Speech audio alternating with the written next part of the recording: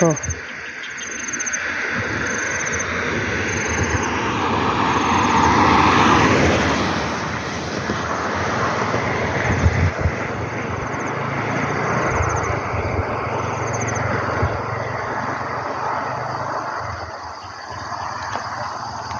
ก็เขาว่านแหวนะ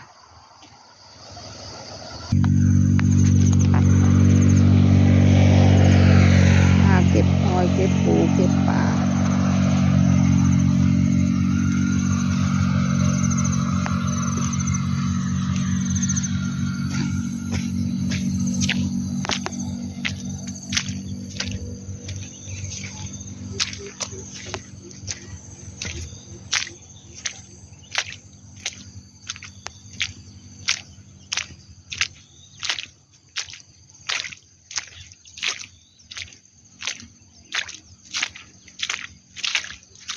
เก็บหอย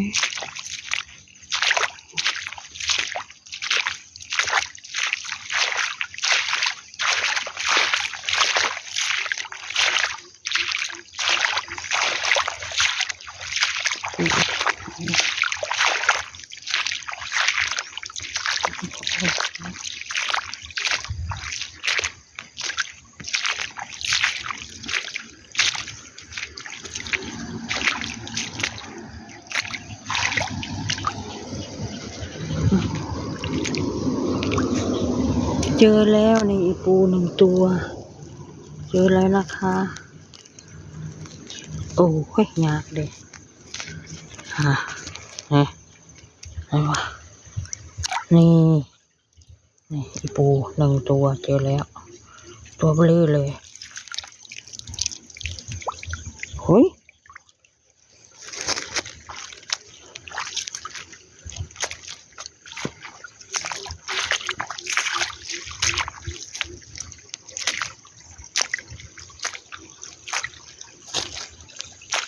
จ้องไปหาขุดเลยหาอีปูได้บ่ป่า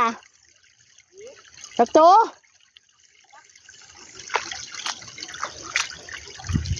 ว่ายมาคือว่าจักเลยนี่พออยู่บ่50 บาท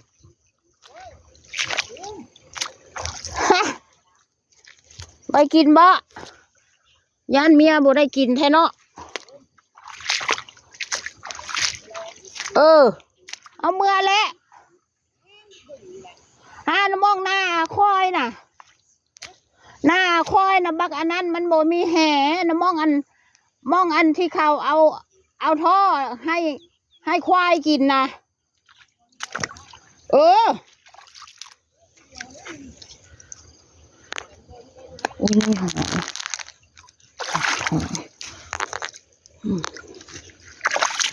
หอยค่ะมันต้องไปเนี่ยน้ำปูหรือหอยวะน้ำมันอยากไหลเนาะน้ำมันอยากเยอะแต่ก็ต้องเอานี่ปูนี่อีปู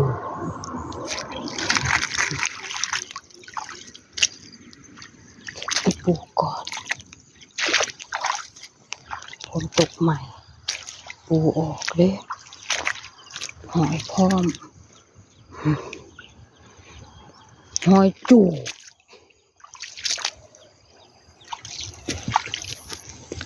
น้ำขุ่นมองไม่เห็นน้ำเดี๋ยวพรุ่งนี้มาเก็บด้วยหอย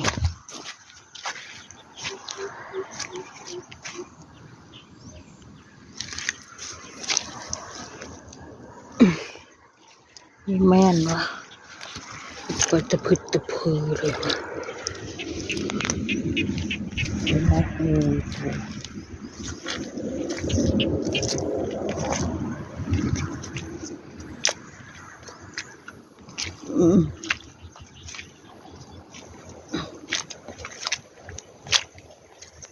หยุดเจอแล้ว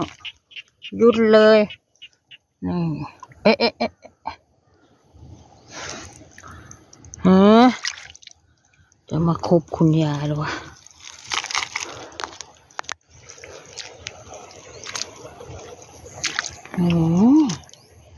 ขุดหายากจะได้อีปู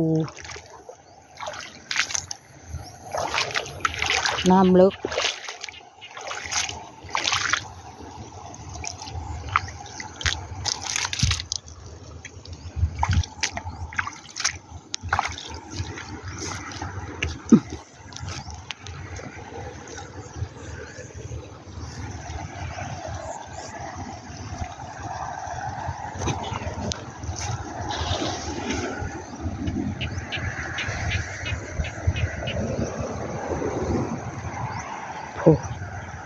ฝนตก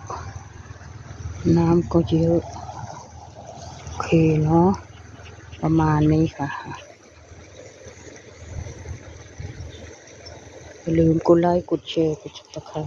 กดกระดิ่งให้คุณยายเลยเด้อน้ำเดือด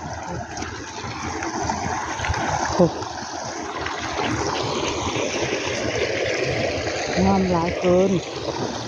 ปูมันจะไปอยู่แบบไหน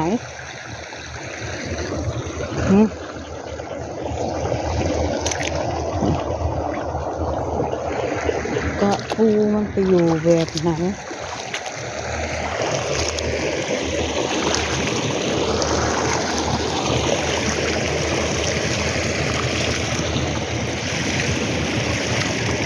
ถ้าแดดนี่โอ้ยมันออกเท่าไรกระปูจริงตอนนี้ฝนตกมันก็ไม่ค่อยออกมันอยากมืดแล้วนะมันอยากค่ำแล้วก็เลยบ่อยากเห็นกระตัวอีปูแต่ก็ต้องอยากหาตาลาย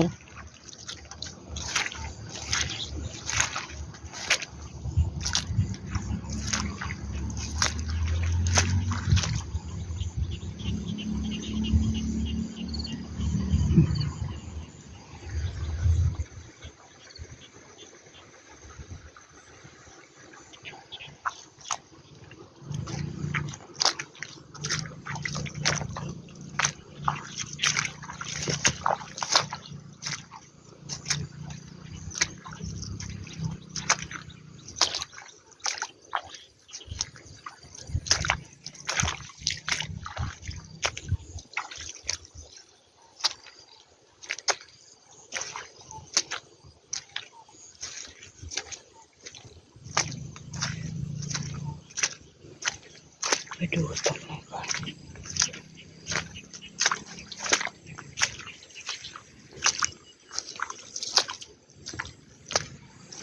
เฮ้ย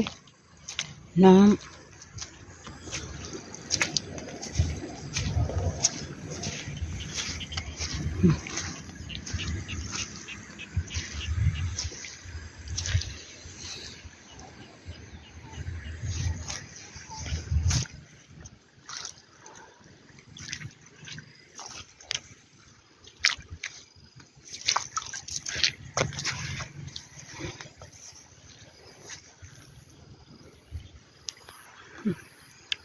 อึ่งห้องบ่มือแรงโอเคครับประมาณนี้ค่ะ FC อย่าลืมกดไลค์กดแชร์กดSubscribeให้คุณยายด้วยนะขอบคุณค่ะบ๊ายบายเด้ออย่าลืมเข้าไปดูคลิปย้อนหลังให้คุณยายด้วยค่ะนี่ครูลูกค้าไปแล้วเด้อบ๊ายบาย thank you